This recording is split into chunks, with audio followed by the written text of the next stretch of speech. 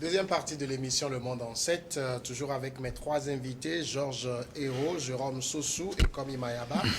On va parler tout de suite du Togo, mais avant cela, on était en train d'évoquer le Sénégal avant la pause. Le Sénégal avec ce nouvel accès de tension autour de Sonko, transporté en fourgon blindé chez lui, après être revenu du tribunal le jeudi dernier. Il comparaissait donc dans une affaire de diffamation. Il accusait donc le ministre de l'Environnement de détournement. Tout cela, Georges Hérault, à 1 an de la présidentielle, le climat se tend. Oui, c'est ce qui m'étonne parce que,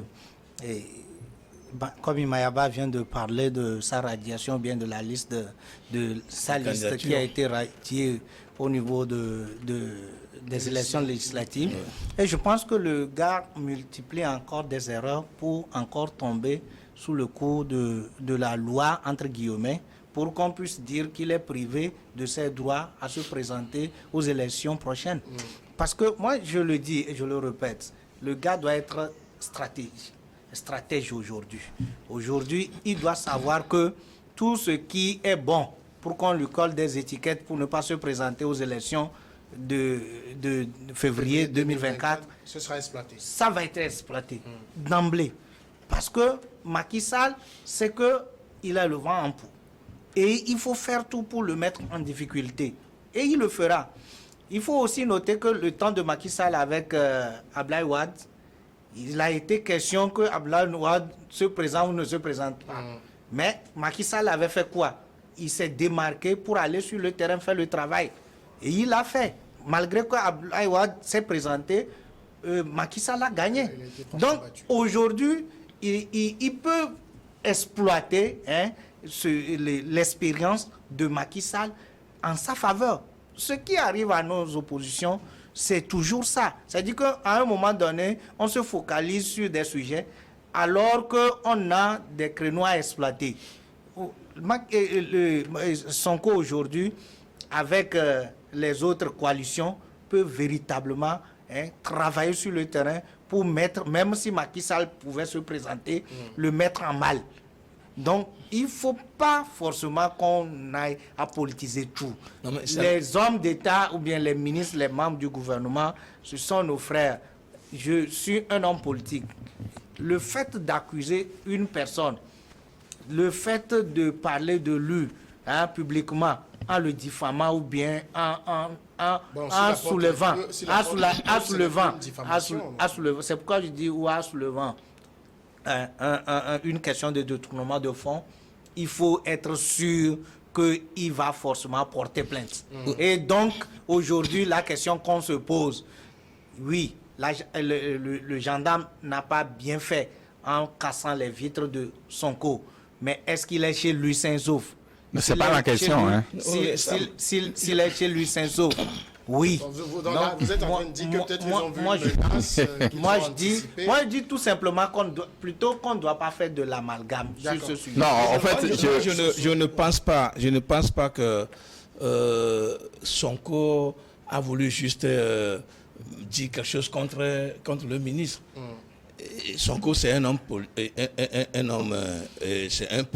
politique bien avéré. Il sait ce qu'il fait, il sait ce qu'il dit. Il ne peut pas se lever et dire que le ministre a détourné. Et surtout qu'à l'approche des élections. Moi, je crois que, au contraire, Sonko joue bien son rôle. Il est dans son rôle, il le joue très bien, il a maîtrisé. Et c'est Macky Sall et son entourage qui prêtent le flanc à Sonko. Quelqu'un qui sort du tribunal et que vous faites arrêter par la gendarmerie, ça a quel lien avec... surtout que... Maintenant, si on lui colle une sanction, une condamnation qui ne lui permet pas... Attendez, on lui collait... On n'a pas encore fait le procès. Oui. On n'a pas encore, le tribunal n'a pas encore pris une décision par rapport... Il n'y a pas une sentence, quoi. Il n'y a pas de sentence. Oui. Il n'y a pas un verdict. Le gars sort du tribunal pour peut-être un préalable. Il est dans la rue, vous faites l'arrêter par la gendarmerie. Mais vous prêtez du flanc au gars. Et donc, il joue très bien son rôle. je serais à sa place, je ferais peut-être la même chose ou pire. Parce que aujourd'hui, si on laissait Sonko tranquillement aller dans sa maison, il va se poser quel problème?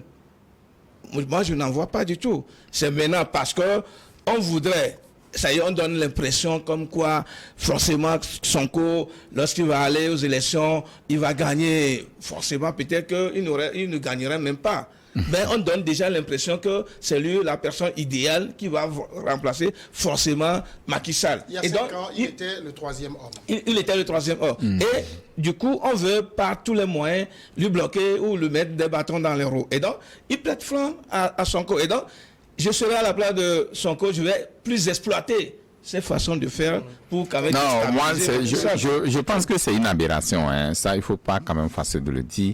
Et quelqu'un qui sort du tribunal, hein, qui est en train de rentrer, il y a une haie qui est de ses militants. Et c'est normal. On le strip de son véhicule, on casse les vitres pour lui dire qu'on est en train de le protéger. Je ne pense pas qu'on ne peut pas s'inscrire dans cette logique-là. Parce qu'il y a ce que nous appelons la violation des droits humains.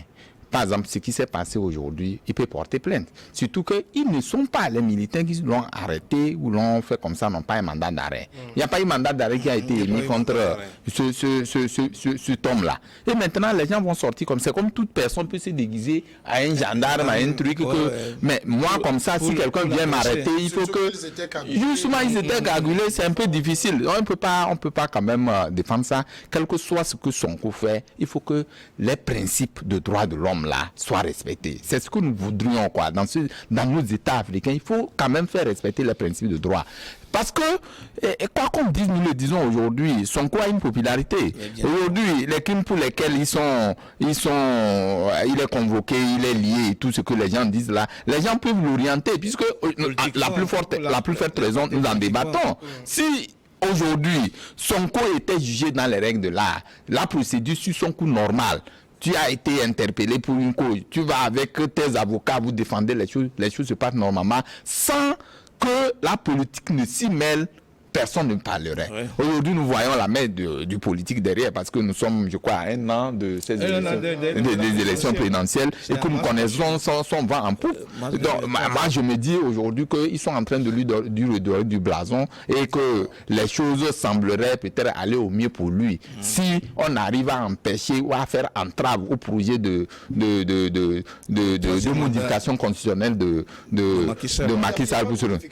Ah, mais dans tous les cas, c'est le Parlement, voilà. Le Parlement modifié. Et donc, il veut surfer sur ça. C'est ce que je dis. Donc, c'est pour ça, justement, qu'avec ces élections législatives, il a tout fait pour que le Parlement puisse avoir cet accord, pour peut-être lui permettre de se représenter. Actuellement, c'est ça qui est en train d'inquiéter l'opposition et qu'on est en train de... Troisième et dernier sujet, on parle maintenant au Togo, on parle de l'Alliance nationale pour le changement. C'est un parti politique de l'opposition. C'était arrivé déjà en quelle position à la présidentielle dernière? Quatrième, si je ne m'abuse. Non, sixième. Troisième. Vous parlez de l'ANC. Le Parti uni était premier, la DMK, l'UFC. Mais ne me posez pas la question de... C'est le Ousmane Sonko du Togo. Non, cette comparaison, elle est très loin de la situation actuelle du Togo. Parce que... En tout cas, au niveau de l'ANC, on pense déjà aux futures échéances électorales, puisque cette année 2023, si tout va bien, le Togo devrait aller aux urnes pour les législatives et les élections régionales. Alors, l'ANC multiplie les meetings. Au cours du dernier qu'elle a tenu, Jean-Pierre Fabre a affirmé que le boycott n'est pas la solution. Contrairement à ce que le parti avait toujours l'habitude de dire, Georges Hérault, c'est une bonne chose de... Je sais que vous êtes aussi opposant, vous n'êtes pas de l'ANC. Charismatique ou comment? Ça, c'est le regard du politique. C'est une bonne chose de se rendre compte aujourd'hui que tous les partis se mettent en ordre de bataille pour les élections. Ça nous réconforte, nous, à clé, au cercle des leaders émergents. Ça nous réconforte parce qu'en 2018, quand nous avons toujours demandé à nos amis d'opposition de ne pas boycotter. Les gens nous traitaient de satellites, de béquilles, etc.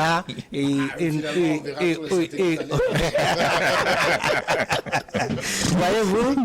Et donc, ça nous réconforte, nous, aujourd'hui. Et c'est quelque chose, quand j'ai écouté l'autre fois, et je me suis dit que il faut que l'opposition puisse apprendre de ses erreurs. Ça fait mal parce que nous n'apprenons jamais de nos erreurs. Il y a tout ce qui s'est passé. La vie politique togolaise a été mouvementée de 1990 jusqu'à présent. Il y a les mêmes erreurs, nous tombons sur les mêmes erreurs et c'est toujours les mêmes choses. Nous avons fabriqué un système qui ne nous permet pas à un moment donné de se démarquer. En fait, l'ANC ou bien Jean-Pierre Fabre était un lieutenant de l'UFC. Et donc, à un moment donné, c'est des gens où quand, à un moment donné, la population, la masse, ou bien des mouvements, des manifestants demandent quelque chose et qu'un des partis de l'opposition va aux élections, on les taxe toujours de béquilles ou de vendus. Donc, il est tombé dans ce même piège parce qu'en 2018, il a été question de C14, non? Il a été question de C14 qui avait décidé, avec PNP, tout ça là, qui avait décidé de ne pas aller aux élections 2018. Ça lui a fait mal et ça d'ailleurs a eu des conséquences sur les élections de 2020. Aujourd'hui, déjà en 2019, ils ont compris au niveau de l'ANC et ils se sont présentés aux élections municipales de 2019. Si vous êtes interdit d'aller aux élections législatives et que vous allez aux élections municipales, vous voyez en quelque sorte ce que ça donne. Et donc aujourd'hui, ils ont tiré toutes les conséquences de ce qui s'est passé. Et donc je me dis que vraiment c'est un parti politique. Les partis politiques, les joutes électoraux, on ne peut jamais se soustraire. C'est d'ailleurs là-bas qu'on vous donne le pouvoir ou bien l'accès de décision pour un certain nombre d'affaires ou bien de gérer un certain nombre d'affaires de la cité. Donc sans cela, vous allez faire quoi? Vous ne pouvez rien faire. Et donc nous devons savoir que c'est dans les urnes que les choses se décident au Togo. Et donc il faut avoir des stratégies. Oui, à un moment donné, comme ce qui s'est passé avec 4% en 2020, il pouvait rebondir en travaillant sur le terrain. C'est ce qui doit être fait. Mais laisser le parti au pouvoir faire le maillage du territoire et que nous, en tant que parti d'opposition, nous sommes là avec des incantations politiques, ça ne va pas se faire. Ça ne va pas faire quoi? Nous allons empêcher, nous allons faire ceci. Et finalement, il y a l'élection. Vous n'empêchez jamais. Nous ne pouvons même pas empêcher parce que la loi ne nous autorise pas d'empêcher une élection sur notre territoire. Si vous ne voulez pas aller, laissez les autres qui veulent aller, aller. Donc aujourd'hui, je pourrais dire tout simplement que ça nous réconforte à clé.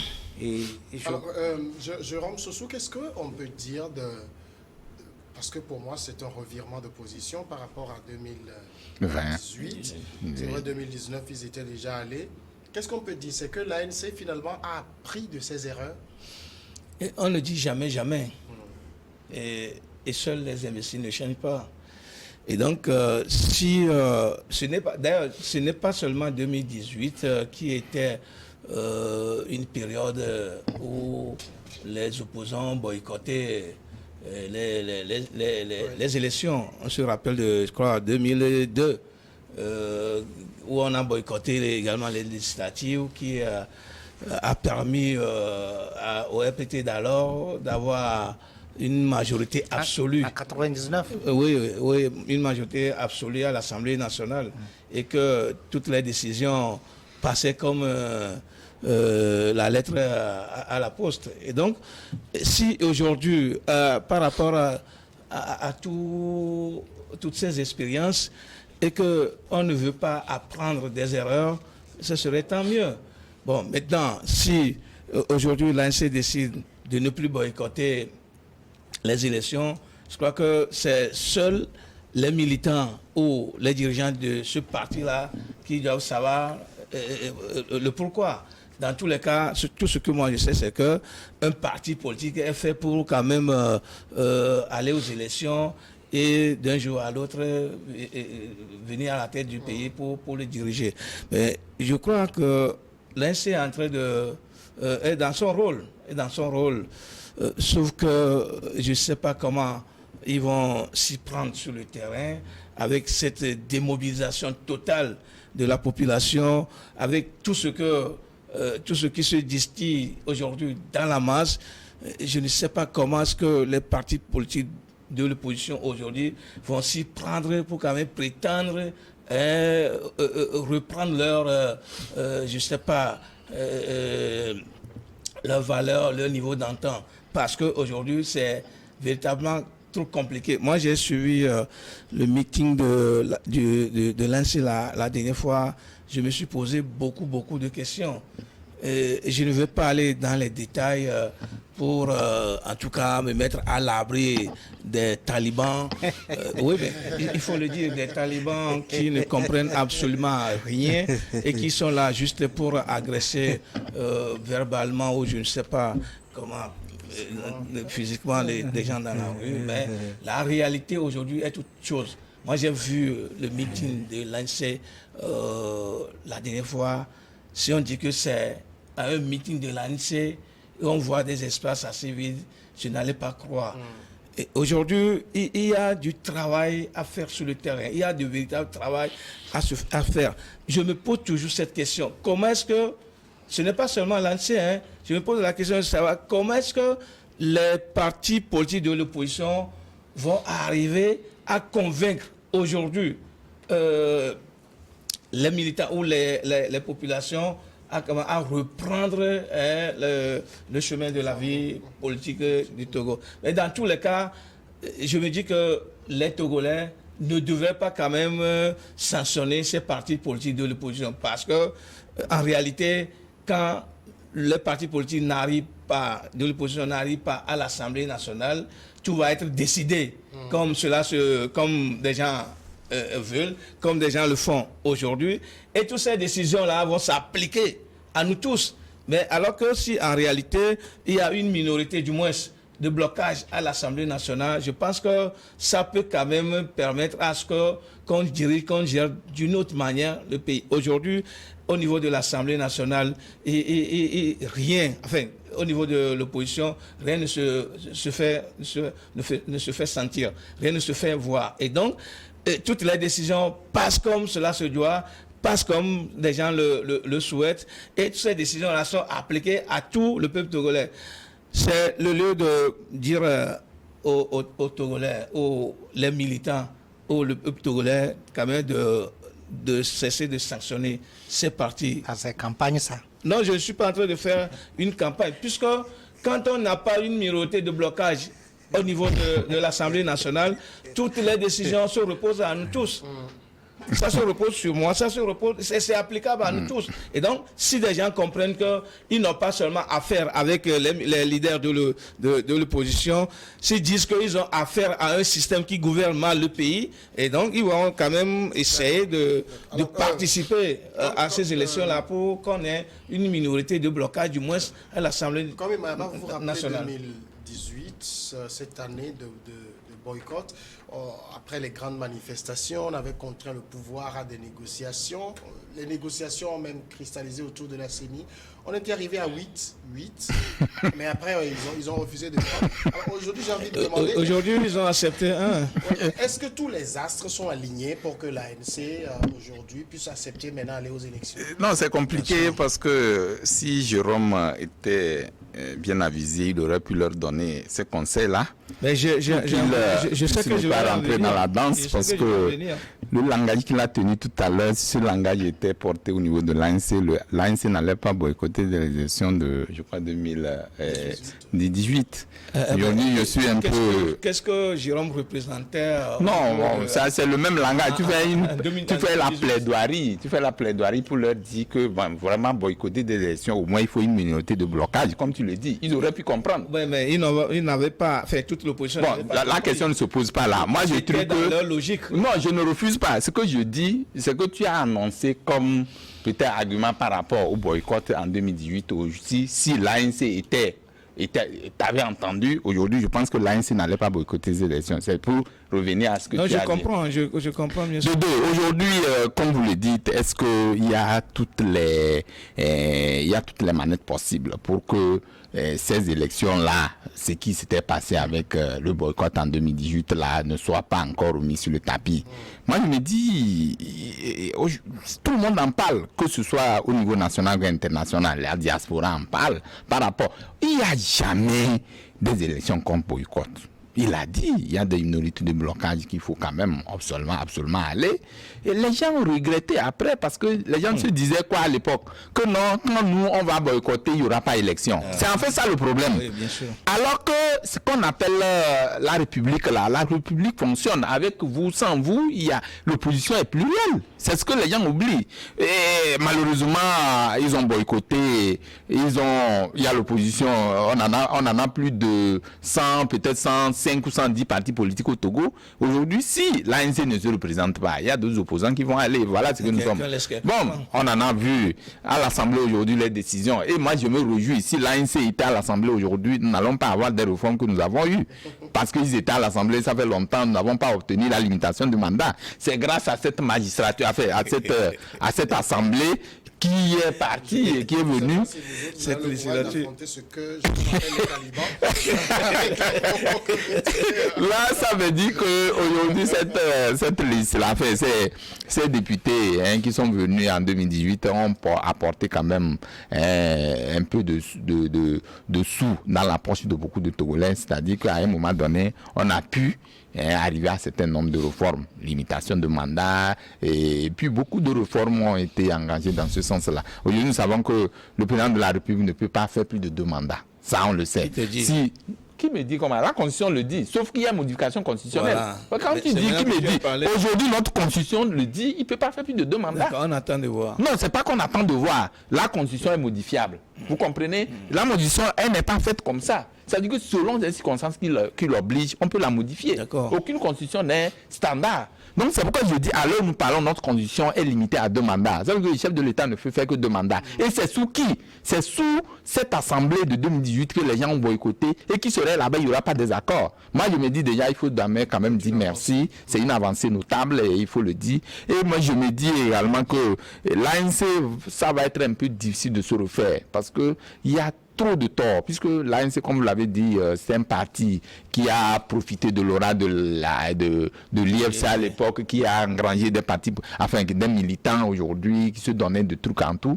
Les 2 partis sont enterrés, puisque l'accord IFC-RPT étant né, et qu'en temps, vous avez vu que vous avez le RPT qui est revenu uni, et bon, on ne sait pas où va se trouver l'IFC dans cette histoire-là, tout est caduc.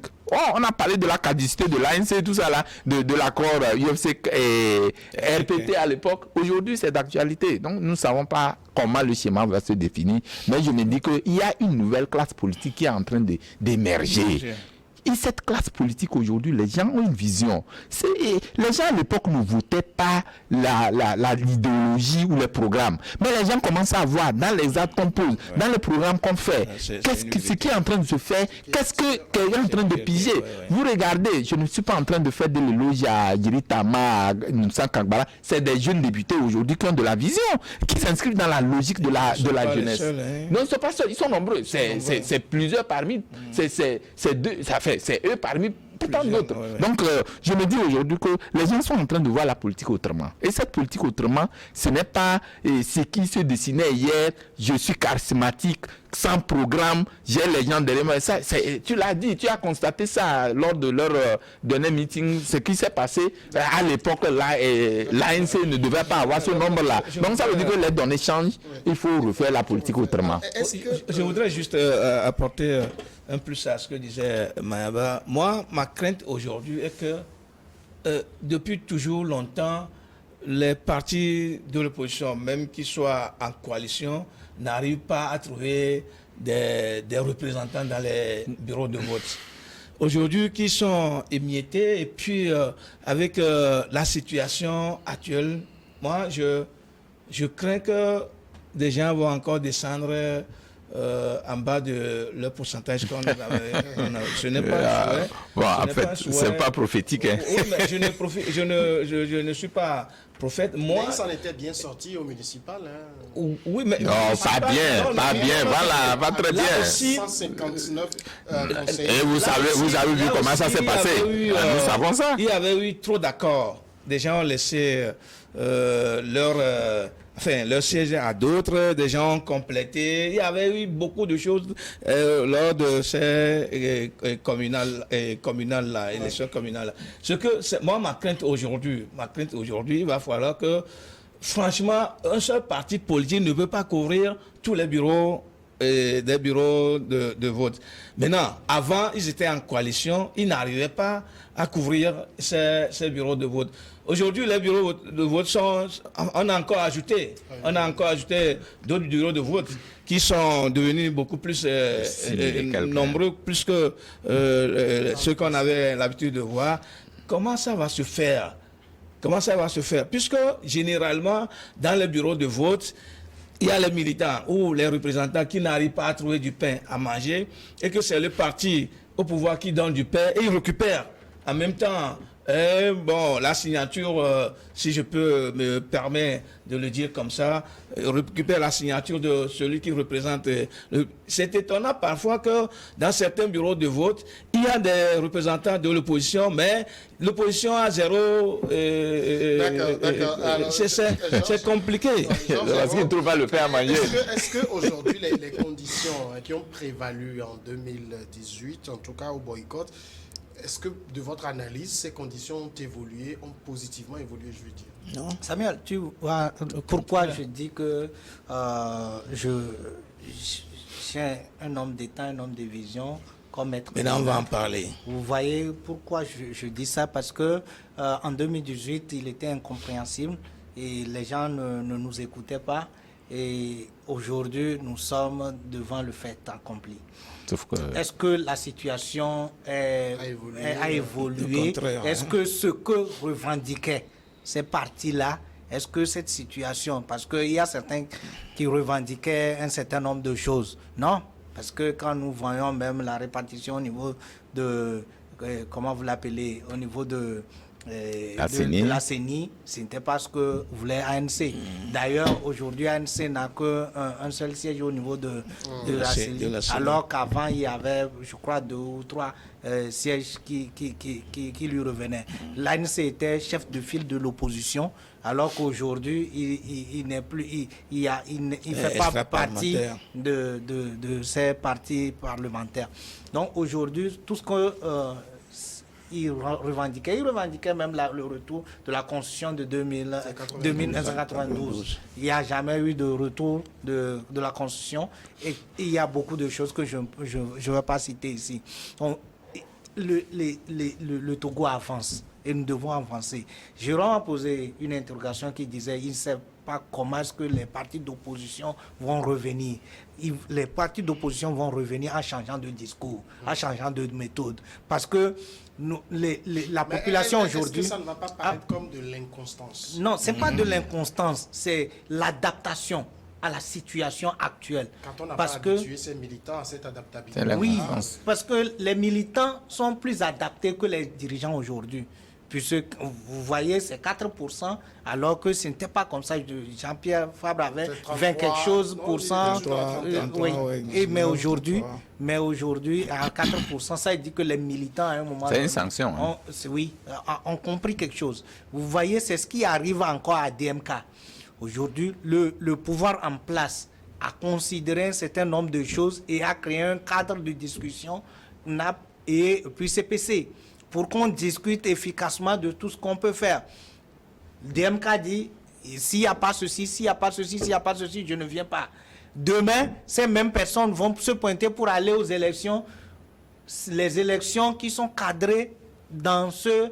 C'est dans les lois. Dans ce pourparler-là. Dans ce pourparler-là. Mais imaginez-vous, c'est de contradiction en contradiction. Alors que la population vous regarde. Avant, quand vous insultez le pouvoir en place, vous êtes pris comme un bon opposant. Mais aujourd'hui, la population n'a plus besoin de ça. La population regarde ceux qui sont sur le terrain et celui qui l'aide, l'assiste, a quand même amélioré sa situation de vie. La population n'est plus... c'est de bonne guerre. Oui, c'est pourquoi je dis la population est plus adaptée que les dirigeants aujourd'hui. Donc, il y a plus ce discours-là d'insulte, de quoi, de radicalisme-là que la population veut écouter aujourd'hui. La population veut voir qu'est-ce qui change dans ma vie, qu'est-ce que les gens sont en train de faire. Parce qu'à un moment donné, vous devez savoir que les réseaux sociaux ont contribué à discréditer un certain nombre de leaders qui végétaient dans la médiocrité. Permettez-moi de le dire. Parce que quand vous êtes... Avant qu'on était à Palimé, par exemple, avant d'avoir certaines informations des partis politiques, tout ce qu'ils font à Lomé ici, c'était rare. Mais aujourd'hui, c'est à la seconde près. Donc, on sait tout ce qui se passe aujourd'hui. Si vous êtes là, vous ne faites rien pour l'épanouissement de la population et que vous attendez vers la fin pour dire c'est UNI ou bien c'est RPT ou bien c'est celui-ci qui a fait. Non, la population ne veut plus écouter. Aujourd'hui, assistez-nous et au temps convenu, on peut vous voter. Donc c'est ce qui doit changer aujourd'hui et c'est ce qui doit permettre aux dirigeants d'avoir une cote de popularité. Maintenant, pour parler dans des cadres bien situés, bien définis, pour améliorer tout ce qu'on veut. Parce que, je vais vous rappeler, le cadre permanent de concertation est considéré aujourd'hui comme de mini-conseil de ministres.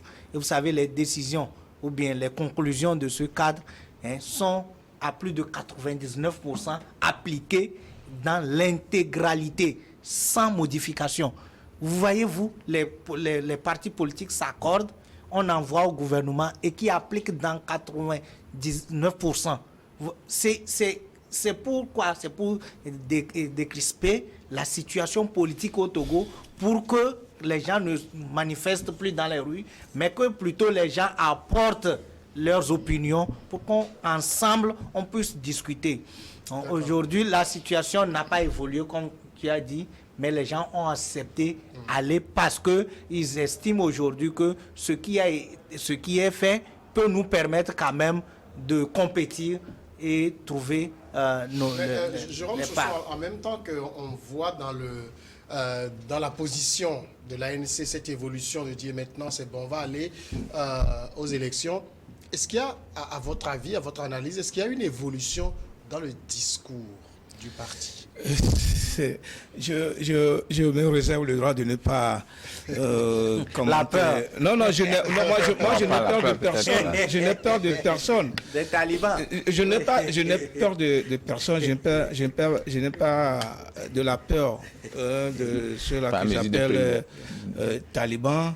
Mais si je dis que je me réserve le droit de ne pas aller en détail, ce n'est pas pour faire une contre-campagne à ces personnes-là. C'est ce que je voudrais en réalité dire. Puisque sur le terrain, si le discours a changé, tout le monde doit le savoir. Tout le monde sait, puisque les vidéos ont circulé, les vidéos du meeting derrière ont circulé sur toutes les plateformes. Et si le langage a changé, je crois que des gens doivent le savoir. Ce n'est pas à moi de leur dire que ça a changé ou ça n'a pas changé. Moi, à mon avis, personnel, il reste encore beaucoup de choses à faire. Je crois que des gens sont encore imbibés dans l'ancienne pratique et qui ne veulent pas quand même s'en débarrasser. Peut-être que des gens ont pris cette habitude, je ne sais pas quoi, et qui ne voulaient pas réellement évoluer. La question que vous avez posée tout à l'heure à Georges me paraît assez pertinente, dans la mesure où rien n'a évolué dans les dispositions comme au niveau de la CENI, puisque aujourd'hui, l'ANC a un seul représentant et qui d'ailleurs est le chef de la communication au niveau de la CENI là-bas. D'autres partis politiques ont occupé plus de postes que l'ANC, mais ils ont accepté d'aller. Et moi, mon avis, ce que je souhaiterais plutôt pour ce parti, c'est de se débarrasser complètement de cette façon, je ne sais pas quel mot que je vais employer, qui va cadrer véritablement avec mon idée, cette façon de faire rien que des allusions, au lieu de proposer des choses concrètes. Moi, je ne veux pas citer des partis politiques émergents comme Mayamba l'a fait. Je n'ai jamais cité un parti. Si moi je vais citer, il faudrait que... Je ne vais même pas donner... Tu as donné le nom de certains. Si je vais donner leur nom, il faudrait qu'ils viennent à ma rédaction me voir et on va en discuter. Et puis, moi, je connais... Non, mais c'est normal. Je connais les partis politiques qui est appelé petits partis politiques et qui aujourd'hui émerveillent les gens sur le terrain. Vous suivez les émissions interactives sur les radios, des gens n'hésitent pas à donner leur point de vue par rapport à tous les partis politiques. Et surtout qu'aujourd'hui, ces partis politiques-là, jeunes, qu'on considère très, très, très petits ou très, très minimes, qui sont trop proches de la population, et que lorsque la population a un petit problème, c'est-à-dire que je vais aller avec cet exemple pour le dernier rapport de la Cour des comptes. Vous devancez pour le rapport de la Cour des comptes. Attention, hein. Vous avez vu certains partis politiques ont réagi, ont dénoncé ce qui n'était pas, en fait, ce qui ne se faisait pas avant. Et ça a plu beaucoup de Togolais. Et c'est ce que les Togolais veulent. Ceux-là qui peuvent quand même rester devant pour les défendre. Et donc, je pense que aujourd'hui, la donne a changé complètement. Ceux qui veulent encore rester dans les discours de talibans, des discours d'allusion, de vente à guerre, ceux qui ne veulent pas quand même changer. Puisque aujourd'hui, la fait quand même mine les Togolais. Et les Togolais ne veulent plus quand même des politiciennes. Les Togolais veulent ceux qui sont concrets, ceux qui sont pragmatiques, ceux qui pouvaient quand même leur apporter à manger, ceux qui pouvaient quand même leur mettre un fourrage quelque part ici, un lampadaire, panneau solaire quelque part là-bas, celui qui peut leur apporter des bancs pour celui qui peut couvrir, pour remplacer les toits. C'est ce que des gens veulent aujourd'hui. Le concret. Le concret. Ouais. C'est-à-dire ceux qui sont encore là et qui vont dire, oui, on veut que, bon, sur la part, que des gens là ne vont plus passer. Ça, c'est une réalité absolue. Je n'invente rien. Je le disais tantôt, Jérôme, ce soir, à devancer un sujet que vous voulez évoquer. Quand j'ai parlé de la question de l'évolution du discours, il y a une affaire qui a accaparé tout le monde, l'affaire de gestion des... Mais des gens ont vu, ceux qui ont réagi. Est-ce que, quand vous écoutez aujourd'hui un parti comme l'ANC, c'est un sujet sur lequel ce parti se positionne? À cette question, je me tasse de ne pas... Non, je ne peux pas répondre à cette parce que... Non, vous savez, la sensibilité étant qu'aujourd'hui, sur la question, sur le volet, vous savez comment nous, journalistes, on a débattu sur beaucoup de médias par rapport à ce problème. Aujourd'hui, il y a des démentis qui sont là et qui mettent à contre, enfin, qui viennent à contre-courant par rapport aux positions que les gens ont données. Mais malheureusement, contrairement à ce que le Jérôme disait, moi je n'ai pas vu la réaction des partis politiques comme cela se devait. Quand tu regardes dedans, tu vas voir que c'est quelques-uns, même c'est les députés même que nous avons vus, ils ont fait des sorties, qui ont fait des pubs et tout. Au nom de leur parti. Au nom de leur parti. Je ne refuse pas. Je parle des députés. Quand ils ont parlé, ce n'est pas au nom de leur parti. Ils sont des députés à l'Assemblée nationale. Ils peuvent interpeller n'importe... Puisque c'est le contrôle de l'action gouvernementale. Donc, quand je dis que quand quelqu'un sort, il parle en tant que député, ce n'est pas au nom du parti. Non, c'est les gens ont même précisé. Non, il faut dire la chose. Il faut dire la chose. Je ne refuse pas. Je ne refuse pas. Oui, je viens. À cette question, c'est pourquoi j'ai dit, quand vous prenez les partis politiques d'opposition qui sont en train d'aller dans le champ de... vous savez que c'est dans l'électorat, comme vous l'avez annoncé. Aujourd'hui, les gens devaient utiliser ce canal-là pour communiquer mieux. Pour communiquer mieux, c'est-à-dire que les gens veulent quoi? La gestion dans la transparence. Et les gens veulent qu'il y ait de la clarté dans ce qui est fait dans la gestion de la chose publique. Mais maintenant, quand un sujet comme ça devient public et que tout le monde commande, que d'autres se disent, bon, ce n'est pas mon affaire, et bon, ceux qui parlent, c'est les parleurs, c'est les gros parleurs ou c'est les beaux parleurs, ils n'ont qu'à parler, ça fait leur problème. Depuis là où nous avons critiqué, nous n'avons pas eu gain de cause, on n'en va plus s'en mêler. Ça frise un peu les compétences au niveau des leaders des partis politiques. Vous m'excusez beaucoup. Mais c'est en cela que je dis... Ça veut dire qu'ils ne sont pas... Enfin, ils ne sont pas encore très en phase avec les préoccupations du peuple. Oui, effectivement, c'est justement cela que je dis qu'aujourd'hui, quand le peuple, vous êtes dans un débat, le peuple appelle par rapport à un problème sur lequel les leaders de ces partis politiques-là ne se prononcent pas, ça pose problème. C'est là, nous disons qu'en principe, ce problème, moi je me réjouis déjà que quand la société civile s'est mêlée du problème, elle demande même qu'il y ait qu'il y ait des clarifications sur la question et que les partis politiques, comme il a dit, j'ai vu 1 ou 2 ou 3 partis politiques qui sont prononcés là-dessus. Ce n'est pas en fait ça que nous voulons. Nous voulons que quand on parle de la gestion de la chose publique, quand une affaire comme ça se passe, que les gens prennent ça. Parce que ça ne devient pas une affaire de parti politique, ça devient une affaire de peuple. Parce que cet argent ou ce dont on parle, c'est ce qui concerne l'ensemble du peuple. Ce n'est pas seulement les partis politiques. Le peuple est pluriel.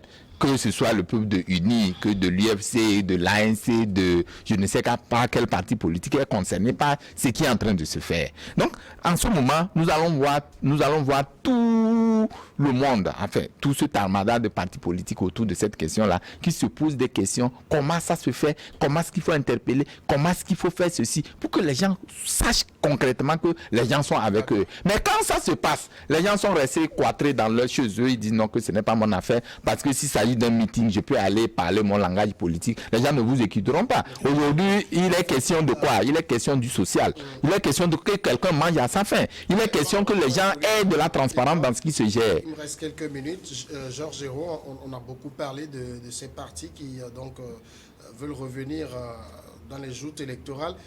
Au niveau de Clé, comment on se prépare? Oui, on se prépare activement. Très bien. Ouais. Parce que nous sommes dit qu'il faut aller aux élections parce que c'est dans les urnes que le peuple peut nous donner un certain nombre de pouvoirs pour gérer les affaires de la cité. Donc nous irons, que ce soit les élections régionales ou les élections législatives, nous irons et nous sommes en train de travailler dur. D'ailleurs, nous préparons notre congrès et après le congrès, je pense que les préparatifs pour les élections régionales et législatives sont déjà en train d'être faits. Nous sommes sur le terrain pour le maillage du territoire. Je crois que, comme les uns les autres l'ont dit, surtout quand vous prenez notre parti comme le cercle des leaders émergents, nous disons tout juste que nous sommes un parti social-démocrate qui prône la révolution sans violence et qui se veut, c'est pourquoi nous communiquons beaucoup sur les événements que traverse notre pays. Et nous sommes dit que nous sommes un parti de proposition, puisque ça ne sert à rien qu'aujourd'hui qu'on puisse dire que je suis radical, je suis tel, que j'insulte, que je fais non, et qu'on ne propose rien. Parce que nous savons que chacun dans son... Moi, je suis adjoint au maire et je suis un élu du parti. Qu'est-ce que je fais dans ma commune Cloto 2? Quelle est ma contribution? Qu'est-ce que j'apporte à la vie quotidienne de mes concitoyens? D'abord sur le territoire, commune Cloto 2, et ensuite peut-être dans la préfecture et dans la région. C'est de ça qu'il s'agit. Donc chez nous, nous disons à nos élus qu'il faut assister, être près de la population, faire tout pour que la population puisse comprendre nos idéologies, et puis savoir que le travail, c'est au niveau de la base. Le chef de l'État seul, même s'il a cette volonté de faire, il ne peut pas. Ils sont au nombre de combien? Les ministres sont au nombre de combien? C'est à nous tous. Maintenant, les élections, c'est des compétitions. Maintenant, on postule et si on gagnait une élection, on a la possibilité de faire davantage. Donc, pour ce qui concerne la gestion du pays, nous devons tous être d'accord pour être impliqués et faire quand même réaliser des choses sur le terrain. Merci Georges Hérault. Merci Jérôme Sossou. Oui, mais c'est un plaisir de retrouver le plateau avec les confrères. Mais tout compte fait, nous sommes là, nous avons notre contribution, puisque nous aimons notre pays.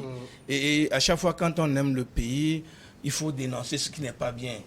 Et ce qui est bien, ce n'est plus un événement. Ce qui n'est pas bien... Ça, c'est du journalisme. Oui, mais il faut dénoncer pour que des gens... Il faut dénoncer pour que des gens prennent conscience. Et lorsque des gens vont prendre conscience, je crois que chacun va contribuer à sa façon de façon positive pour que le pays avance. Et moi, je souhaiterais, ou je dirais à ceux qui ont pris ce vilain ou cette vilaine habitude de vouloir à chaque fois piller le pays, de cesser de le faire. Parce qu'ils n'aiment pas le pays. Ceux qui aiment leur pays ne pillent pas le pays. Ou c'est avec l'argent que vous pillez pour vous seul qu'on va construire le pays. Vous allez à côté de nous, dans les pays qui nous entourent, vous allez voir ce qui se passe.